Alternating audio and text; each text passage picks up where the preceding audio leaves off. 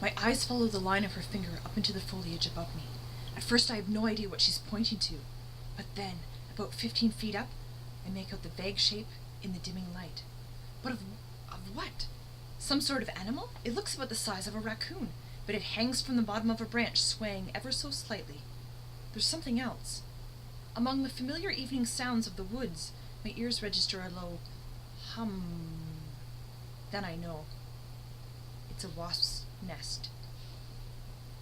Fear shoots through me, and I have enough sense to keep still. After all, I don't know what kind of wasp lives there. It could be the ordinary leave us alone and we'll leave you alone type. But these are the Hunger Games, and ordinary isn't the norm. More likely, they will be one of the capital's mutations, tracker jackers. Like the jabberjays, these killer wasps are spawned in a lab and strategically placed like landmines around the districts during the war. Larger than regular wasps, they have a distinctive solid gold body and a sting that raises a lump the size of a plum on contact. Most people can't tolerate more than a few stings. Some die at once. If you live, the hallucinations brought on by the venom have actually driven people to madness. And there's another thing. These wasps will hunt down anyone who disturbs their nest and attempt to kill them. That's where the tracker part of the name comes from. After the war, the capital destroyed all the nests surrounding their city, but the ones near the districts were left untouched. Another reminder of our weakness, I suppose, just like the Hunger Games. Another reason to keep inside the fence of District 12. When Gail and I come across a tracker jacker nest, we immediately head in the opposite direction. So is that what hangs above me? I look back to Rue for help, but she's melted into her tree. Given my circumstances, I guess it doesn't matter what type of wasp nest it is. I'm wounded and trapped. Darkness has given me a brief reprieve, but by the time the sun rises, the careers will have formulated a plan to kill me. There's no way they could do otherwise after I've made them look so stupid. That nest may be the sole option I have left. If I can drop it down on them, I may be able to escape, but I'll risk my life in the process. Of course, I'll never be able to get in close enough to the actual nest to cut it free. I'll have to saw off the branch at the trunk and send the whole thing down. The serrated portion of my knife should be able to manage that. But can my hands? And will the vibration from the sawing raise the swarm? And what if the careers figure out what I'm doing and move their camp? That would defeat the whole purpose. I realize that the best chance I'll have to do the sawing without drawing notice will be during the anthem. That could begin any time. I drag myself out of my bag, make sure my knife is secured in my belt, and begin to make my way up the tree. This in itself is dangerous, since the branches are becoming precariously thin, even for me, but I persevere. When I reach the limb that supports the nest, the humming becomes more distinctive. But it's still oddly subdued if these are tracker jackers. It's the smoke, I think. It's sedated them. This was one defense the rebels found to battle the wasps. The seal of the capital shines above me and the anthem blares out. It's now or never, I think, and I begin to saw. Blisters burn on my right hand as I awkwardly drag the knife back and forth. Once I've got a groove, the work requires less effort, but is almost more than I can handle. I grit my teeth and saw away, occasionally glancing at the sky to register that there were no deaths today. That's all right. The audience will be sated, seeing me injured and treed in the pack below me. But the anthem's running out, and I'm only 3/4 of the way through the wood when the music ends. The sky goes dark, and I'm forced to stop. Now what? I could probably finish off the job by sense of feel, but that may not be the smartest plan. If the wasps are too groggy, if the nest catches on its way down, if I try to escape, this could all be a deadly waste of time. Better, I think, to sneak up here at dawn and send the nest into my enemies. In the faint light of the career's torches, I inch back down to my fork to find the best surprise I've ever had.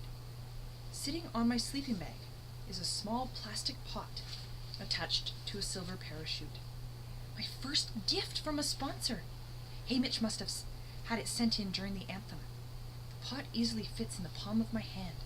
What can it be? Not food, surely.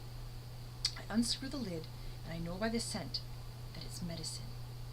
Cautiously, I probe the surface of the ointment. The throbbing in my fingertip vanishes.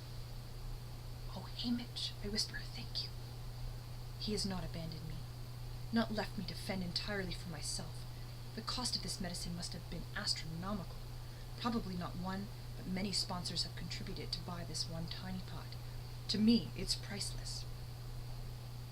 I dip 2 fingers in the jar and gently spread the balm over my calf. The effect is almost magical, erasing the pain on contact, leaving a pleasant cooling sensation behind. This is no herbal concoction that my mother grinds up out of the woodland plants. It's a high-tech medicine brewed up in the Capitol labs. When my calf is treated, I rub a thin layer into my hands. After wrapping the pot in the parachute, I nestle it safely away in my pack. Now that the pain has eased, it's all I can do to reposition myself in the bag before I plunge into sleep. A bird perched just a few feet away from me alerts me that a new day is dawning. In the gray morning light, I examine my hands. The medicine has transformed all the angry red patches into soft baby skin pink. My leg still feels inflamed, but that burn was far deeper. I apply another coat of medicine and quickly pack up my gear. Whatever happens, I'm going to have to move and move fast. I also make myself eat a cracker and a strip of beef and drink a few cups of water. Almost nothing stayed in my stomach yesterday, and I'm already starting to feel the effects of hunger. Below me, I can see the courier pack and Peta asleep on the ground. By her position, leaning up against the trunk of the tree, I'd guess Glimmer was supposed to be on guard, but fatigue overcame her. My eyes squint as they try to penetrate the tree next to me, but I can't make out Rue. Since she tipped me off, it only seems fair to warn her. Besides, if I'm going to die today, it's Rue I want to win. Even if it means a little extra food for my family, the idea of Peta being crowned victor is unbearable. I call Rue's name in a hushed whisper, Rue, and the eyes appear wide and alert at once. She points up to the nest again. I hold up my knife and make a sawing motion. She nods and disappears. There's a rustling in a nearby tree, then the same noise again a bit farther off. I realize she's leaping from tree to tree. It's all I can do not to laugh out loud. Is this what she showed the game makers? I imagine her flying around the training equipment, never touching the floor. She should have gotten at least a 10. Rosy streaks are breaking through in the east. I can't afford to wait any longer. Compared to the agony of last night's climb, this one is a cinch. At the tree limb that holds the nest, I position the knife in the groove, and I'm about to draw the teeth across the wood when I see something moving. There, on the nest, the bright gold gleam of a tracker jacker, lazily making its way across the paper-gray surface. No question, it's acting a little subdued. The wasp is up and moving, and that means the others will be out soon as well. Sweat breaks out on the palms of my hands, beating up through the ointment, and I do my best to pat them dry on my shirt. If I don't get through this branch in a matter of seconds, the entire swarm could emerge and attack me